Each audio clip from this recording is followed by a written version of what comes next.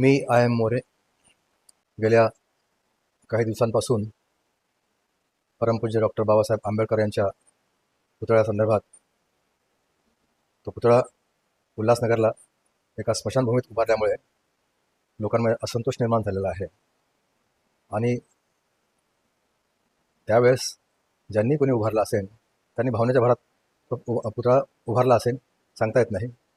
त्यांना सध्या आता दोष देण्यात काही पॉईंट नाही. पण ही गोष्ट नक्की आहे की ते झालं जे आहे ते चुकीचं आहे आणि ती चूक दुरुस्त करण्याची आवश्यकता आहे.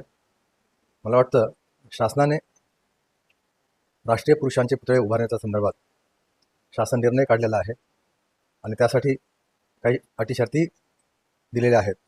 त्या अटी शर्तींचं पालन करून शासनाच्या परवानगी घेऊन पुतळा योग्य त्या ठिकाणी उभारला तर ते संयुक्त ठरत असतं. या ठिकाणी तसं झालं दिसत नाही असं वाटतंय. म्हणून